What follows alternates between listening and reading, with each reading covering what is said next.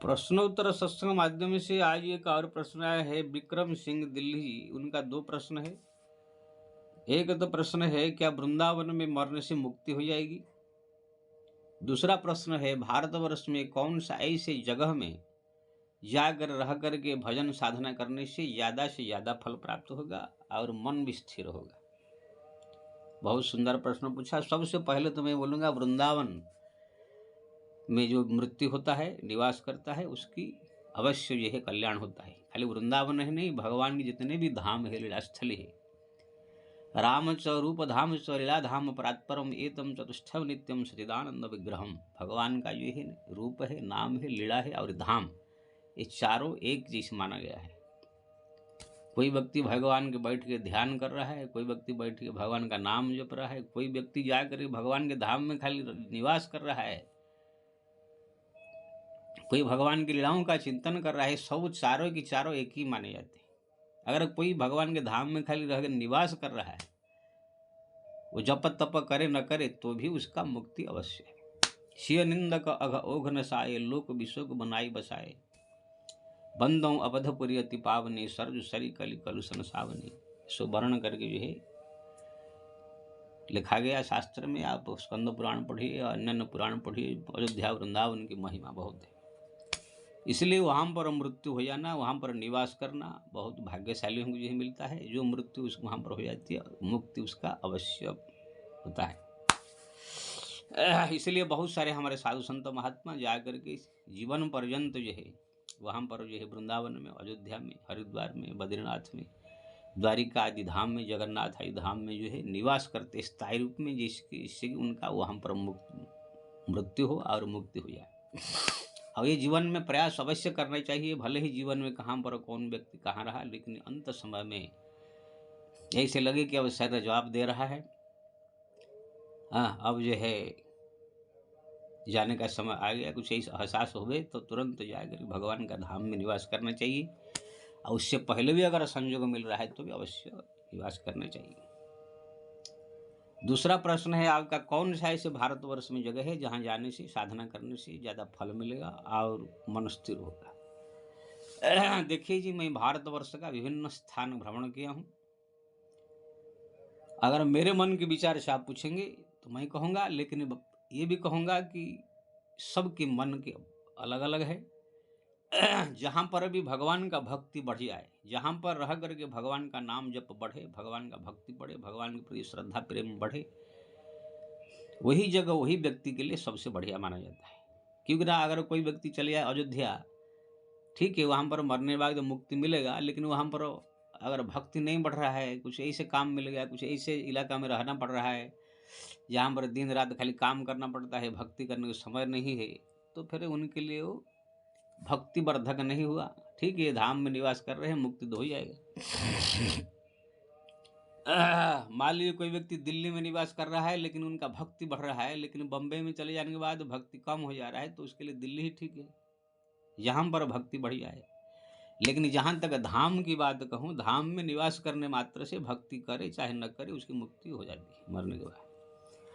आपने पूछा भक्ति बढ़ता कहाँ है, कौन सा जगह, तो मैं अपने विचार से बोलूँगा तो उत्तराखंड जो हमारा जो है देवभूमि कहलाता है, उसमें भी कहीं बद्रीनाथ, हरिद्वार, ऋषिकेश, ये सब जो है बड़ा दिव्य धाम माने जाते हैं। वहाँ पर रहने से जो है गंगा जी कल कल नाद कर बहती है, सामने जो है हिमालय की शिवालिक पहाड़ है, उस मनोरम दृश्य जो है, शुद्ध वातावरण, शीतल मंद सुगंध वायु, शुद्ध वायु, ये सब वातावरण में रहने से मन भी स्थिर रहता है, शरीर भी ठीक रहता है और भक्ति बढ़ती है, और उसी जगह पर भजन करने से शताधिक गुण और अधिक फल प्राप्त होता है।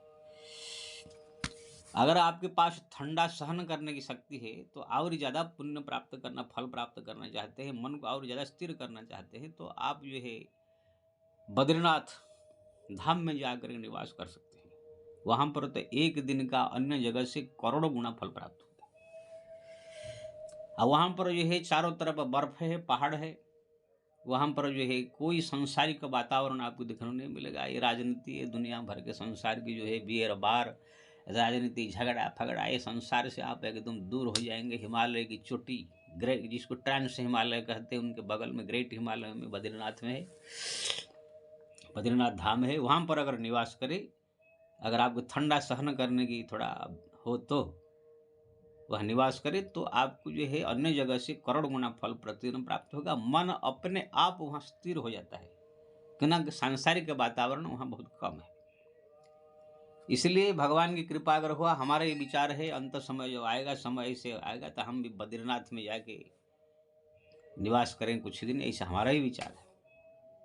अगर आपको ठंडा सहन करने की इच्छा नहीं, अगर बद्रीनाथ में न हो तो केदारनाथ में भी रह सकते हैं, नहीं तो गंगोत्री में भी, यमुनोत्री, ये सब धाम जो है बड़ा दिव्य धाम है, लेकिन ये सबसे श्रेष्ठ है बद्रीनाथ। अगर ठंडा सहन करने की आपके पास शक्ति नहीं तो आप हरिद्वार, ऋषिकेश, ये सब जगह में कोई अच्छा जगह देख करके निवास कर सकते हैं।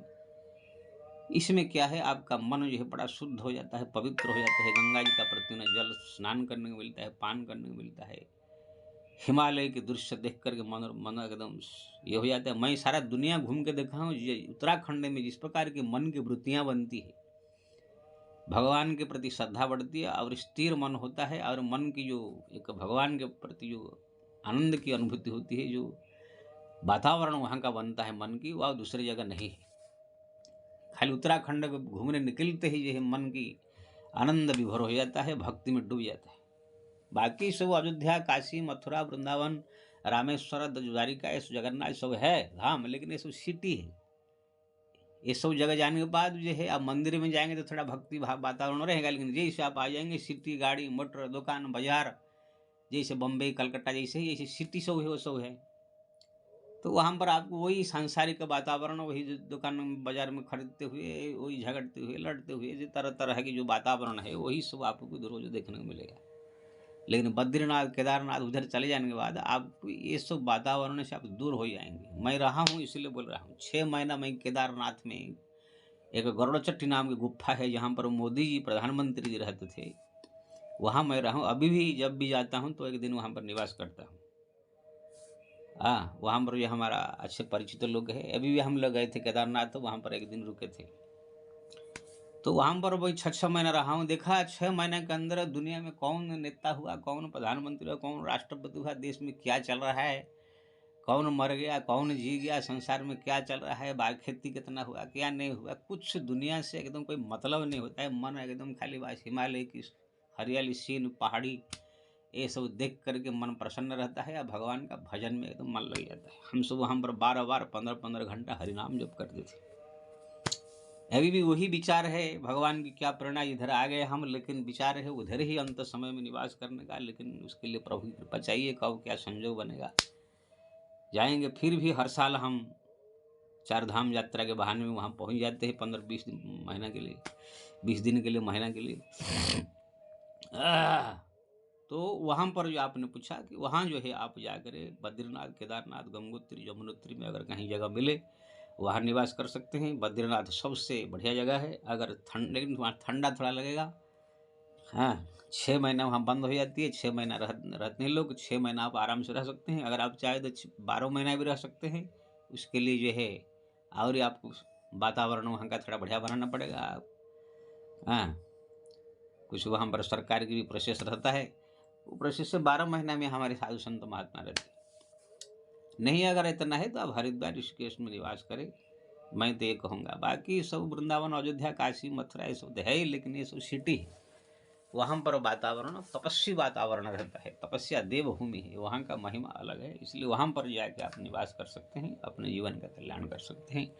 वहाँ पर आपको जो है आपके फल भी ज़्यादा होगा और मन की वृत्ति भी भगवान के प्रति अच्छा लगेगा। जय श्री राम।